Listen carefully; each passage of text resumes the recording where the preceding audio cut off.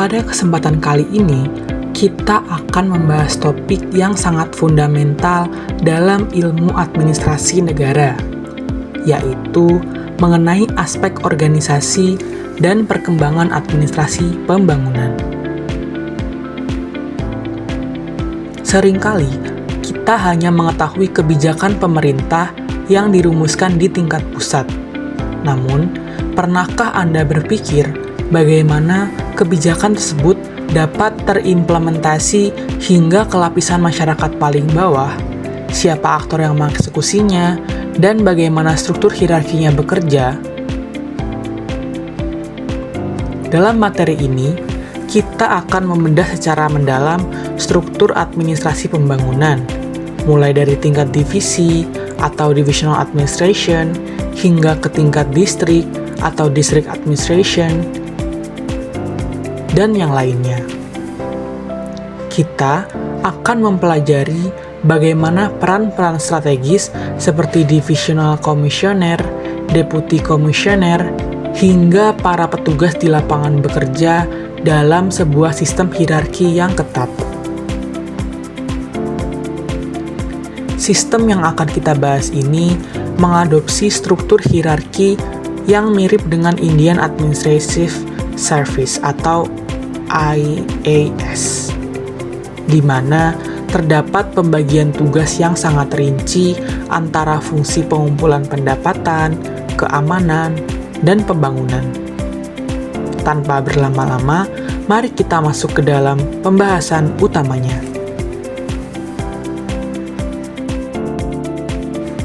Mari kita mulai pembahasan dari tingkatan yang cukup tinggi dalam struktur administrasi daerah, yaitu administrasi tingkat divisi atau divisional administration.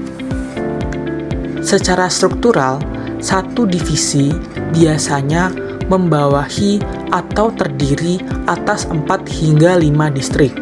Fungsi utama dari divisi ini adalah sebagai penghubung vital antara pemerintah distrik yang berada di bawahnya dengan pemerintah negara bagian di atasnya.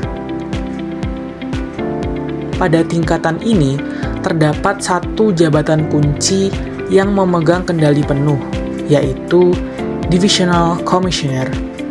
Peran seorang Divisional Commissioner sangatlah kompleks dan strategis. Berdasarkan materi ini, terdapat beberapa fungsi utama yang diemban oleh jabatan ini. Pertama, sebagai Kepala Administrasi Umum, seorang Divisional Commissioner bertugas mengordinasikan seluruh kegiatan pemerintahan di wilayah divisinya. Ia memastikan bahwa roda pemerintahan berjalan sinergis antar berbagai sektor. Yang kedua, fokus pada pembangunan pedesaan. Ia memiliki tanggung jawab untuk mengordinasikan pembangunan di wilayah pedesaan. Hal ini penting untuk memastikan pemerataan pembangunan hingga ke pelosok. Yang ketiga, menjaga ketertiban umum. Dalam aspek keamanan, pejabat ini bertanggung jawab menjaga keamanan dan ketertiban di wilayah divisinya. Namun, peran Divisional Commissioner ini tidak berhenti di situ. Ia juga memiliki fungsi unik sebagai ombudsman lokal, yang berarti ia bertugas menampung keluhan-keluhan administratif dari masyarakat. Selain itu, ia juga memegang kendali atas bidang pendapatan tanah yang menangani pajak tanah dan reformasi agraria, serta bidang administrasi perkotaan untuk mengawasi kinerja lembaga pemerintahan kota. Sebagai koordinator pembangunan, ia bertugas meninjau capaian berbagai sektor pembangunan di wilayahnya. Bahkan, dalam urusan seremonial dan elektoral, ia bertindak sebagai Chief Electoral Officer dalam penyelenggaraan pemilu. Jadi, dapat kita simpulkan bahwa administrasi tingkat divisi ini memegang peran pengawasan makro yang sangat krusial.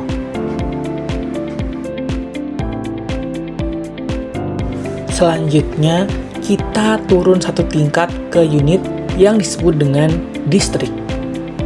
Dalam kajian administrasi negara, distrik dianggap sebagai unit terpenting. Mengapa demikian? Karena distrik menjadi pusat pelaksanaan kebijakan dan program pemerintahan dari tingkat pusat langsung kepada masyarakat. Struktur administrasi di tingkat distrik ini bersifat sangat hierarkis.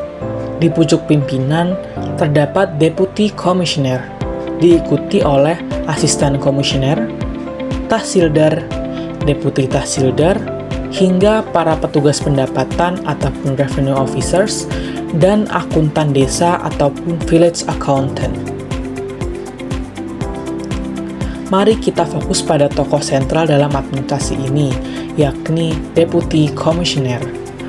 Posisi Deputy Commissioner ini sangat strategis karena ia merupakan pejabat tertinggi di tingkat distrik sekaligus menjadi representasi pemerintah negara bagian di wilayahnya.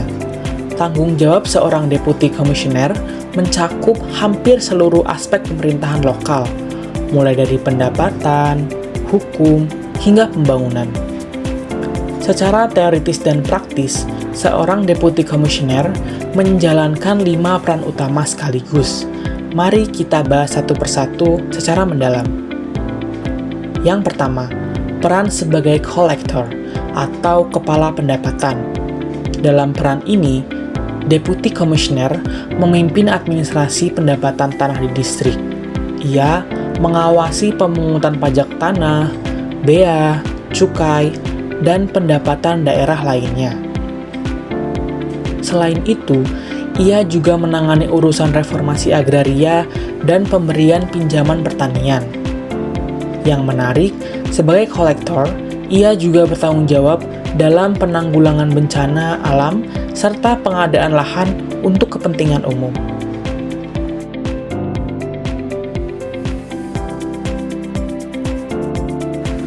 Yang kedua adalah sebagai District Development Officer. Di sini, Deputy Commissioner berfungsi sebagai penggerak pembangunan. Ia menyusun rencana pembangunan distrik bersama jajarannya. Ia juga bertindak sebagai ketua komite pembangunan distrik yang mengordinasikan seluruh program pembangunan nasional di wilayahnya. Peran ketiga, dan mungkin yang paling memiliki otoritas hukum, adalah sebagai District Magistrate atau Kepala Keamanan dan Ketertiban. Sebagai Magistrat kelas 1, Deputy Commissioner mengawasi penegakan hukum dan keamanan umum dengan bantuan kepolisian. Wewenangnya sangat luas, mencakup kontrol atas penjara, perizinan senjata, hingga pengawasan warga negara asing di wilayahnya. Peran keempat adalah sebagai District Officer ataupun Kepala Administrasi Umum. Dalam kapasitas ini, ia menjadi perantara utama antara pemerintah dan rakyat. Ia menjamin implementasi kebijakan berjalan efektif, mengawasi distribusi bahan pokok, serta melatih para pejabat muda dalam praktik administrasi publik. Terakhir, peran kelima adalah sebagai pejabat public relations. Seorang Deputy Commissioner harus menjalin hubungan dekat dengan masyarakat, melakukan kunjungan rutin ke desa-desa, dan menjaga citra positif pemerintah.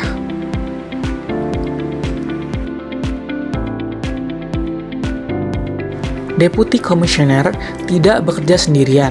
Di bawahnya terdapat asisten komisioner yang memegang peran vital sebagai pengelola harian.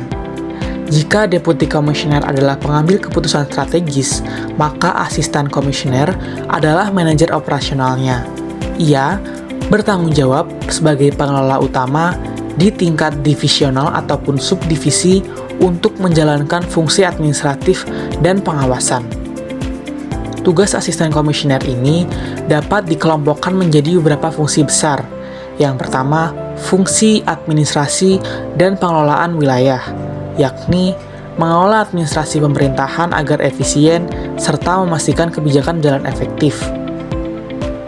Yang kedua, fungsi pengawasan dan penegakan hukum, yakni memastikan hukum dan ketertiban terjaga serta bekerja sama dengan aparat kepolisian. Yang ketiga, fungsi keuangan, yakni mengawasi pengumpulan pajak dan memastikan transparansi laporan keuangan daerah. Yang keempat, fungsi koordinasi, yakni menjadi penghubung antara atasan dengan unit administrasi di bawahnya serta mengawasi kinerja staf. Yang terakhir, fungsi pelayanan publik, yakni memastikan masyarakat menerima pelayanan dasar secara optimal dan memfasilitasi pengembangan komunitas.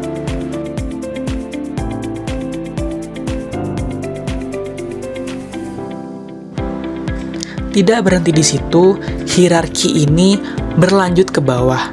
Di bawah asisten komisioner terdapat tahsildar. Tahsildar adalah pejabat yang fokus pada pengelolaan pendapatan dan administrasi tanah. Ia dibantu oleh deputi tahsildar dalam tugas administrasi hariannya. Kemudian ada revenue officers dan revenue inspectors yang bertugas menangani koordinasi pengumpulan pajak serta melakukan inspeksi langsung di lapangan. Dan di ujung tombak yang bersentuhan langsung dengan masyarakat desa, terdapat village accountant dan gram sewak. Dan asisten lainnya yang melaksanakan administrasi tingkat lokal serta layanan masyarakat desa. Setelah memahami struktur hierarki yang begitu rapi dari tingkat divisi hingga distrik, pertanyaan selanjutnya adalah, apakah sistem tersebut selalu berjalan mulus di lapangan? Jawabannya, tentu saja terdapat dinamika. Untuk memahami ini lebih dalam, mari kita bedah studi kasus nyata mengenai inefektivitas tata kelola yang terjadi, yaitu pada sektor pelayanan publik di kantor imigrasi. Di banyak kantor imigrasi, masalah klasik yang sering dikeluhkan masyarakat adalah pelayanan yang lambat, antrian yang panjang, serta kurangnya transparansi dalam proses perizinan paspor ataupun visa. Dampaknya sangat serius, yaitu munculnya ketidakpuasan masyarakat yang berujung pada menurunnya kepercayaan publik terhadap lembaga pemerintah. Jika kita bedah masalah ini, akar persoalannya berkaitan erat dengan teori birokrasi. Struktur birokrasi yang seharusnya responsif dan efisien justru berjalan lambat. Selain itu, sistem monitoring atau pengawasan pelayanan seringkali lemah.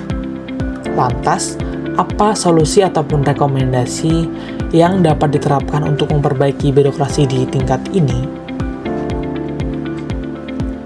Berdasarkan masalah tersebut, ada 3 langkah strategis yang direkomendasikan.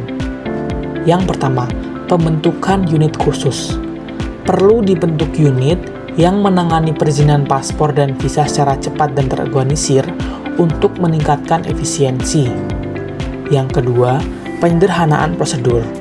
Standar operasional prosedur harus diperjelas dan disederhanakan agar tidak berbelit-belit. Dan yang terakhir, peningkatan kompetensi. Pelatihan intensif bagi petugas imigrasi sangat diperlukan, baik terkait pelayanan prima maupun penggunaan teknologi terbaru.